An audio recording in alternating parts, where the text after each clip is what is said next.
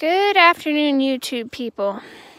I haven't done a video in a long time, and I know some of the subscribers have said stuff like that I should do another video. Life's kind of been kicking our butts this year with a lot of change.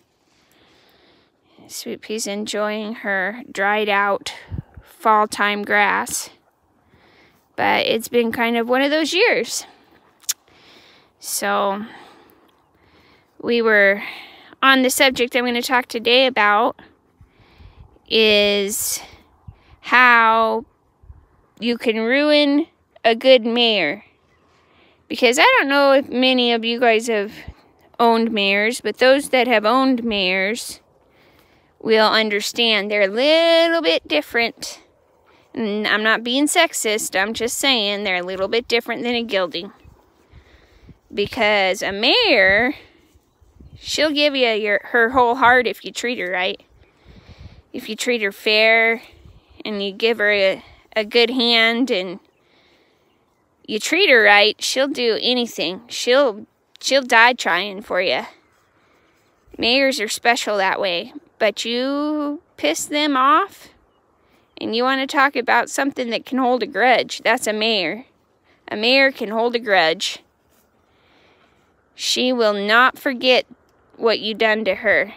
She might forgive you eventually, but it might take a while. I've pissed old Sweet Pea off. It's taken her a few... We've had our disagreements.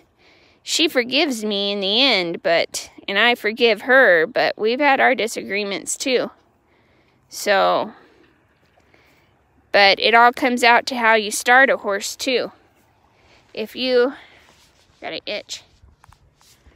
If you start her rough and you start her hard and you push her before she's ready and you treat her bad and you don't praise her when she deserves praise. Oh, there's the cat. There's the creature. If you don't give her praise when she's needed praise and you don't give her that unconditional love no matter what she does. She throws you off, and Sweet Pea's thrown me off several times in our disagreements or lack thereof of communication. And she's bit me. She only did it once, but she's bit me. She never kicked me. She's laid down on me. But here's the goats behind us. It all goes back to how you treat your horse and how you treat your mare. If you give her a fair hand, she'll give you a fair hand. And I guess I was talking to a gentleman the other day when I was getting my hay. His name was Pat. He was a really good guy, and he had brought this whole subject up to my attention. We were talking about men in general and being controlling and not trusting. Two of the things that will ruin a horse and ruin a good woman. Ruin a mare and ruin a good woman. Being controlling and being unfair to her will ruin her and jade her, and she will think everybody is out to get her. And then her walls go up and she gets defensive, and with a mare, that means she'll fight you all the time. She'll go into fight mode. And I've had mares that Patience was a little bit that way.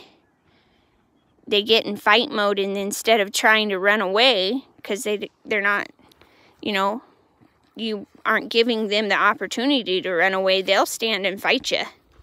They'll stand their ground. They're not going to stand there and take it. Some mares take a little bit of abuse longer than others will. But in the end, she's going to end up standing her ground.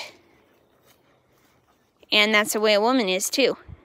We take what we can take, but once we get to that point, we're done. And once you ruin a good woman like that, like Pat said, it's pretty much a done deal. She won't ever overcome that. She'll always have that thought in the back of her mind that you're going to screw her over.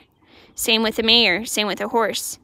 You can screw up a relationship with a horse in a minute by not communicating, by not reading the signs and not giving them what they need. They need trust. They need to trust you, and they need to have confidence in you as a leader. And they don't need it's not a dictatorship. It's a partnership. It's not a controlling dictatorship. When you're on the back of a horse, I want all of my friends who ride to kind of keep that in the back of your mind. You're not trying to control her. You're not trying to dictate to her. You're trying to work with her and partner with her so that she and you can accomplish things together. And that doesn't mean ride the shit out of your horse, put harsh bits in your horse's mouth. There's Creature, and the goats are eating the trees.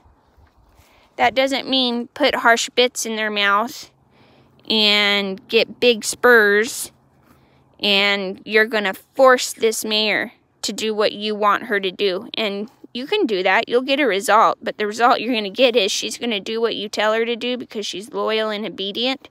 But in the end, she's thinking in the back of her mind, one of these days, I'm going to catch you off guard, and I'm going to hurt you.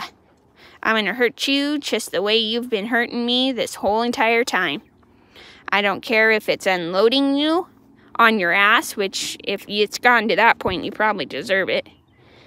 Or biting you, or kicking you, or pushing you.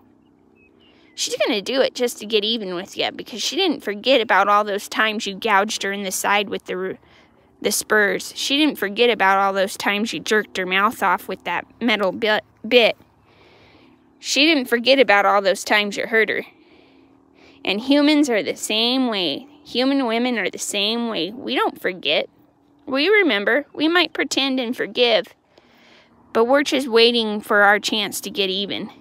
So, just a little thought process there. Don't underestimate us. And don't underestimate what hurting somebody can do to somebody. Somebody's thought process. Or what the baggage they hold with them.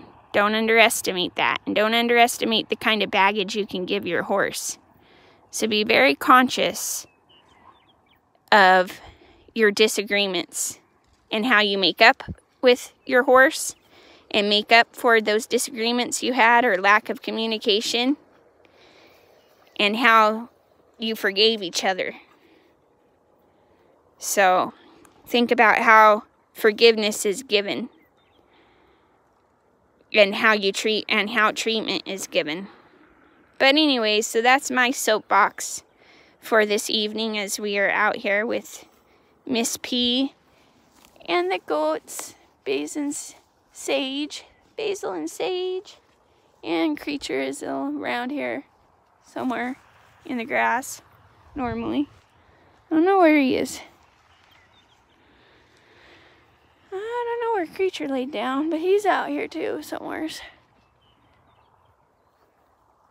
But anyways, love your goats. And most of all, love your partner and your horse. Have a good evening, guys.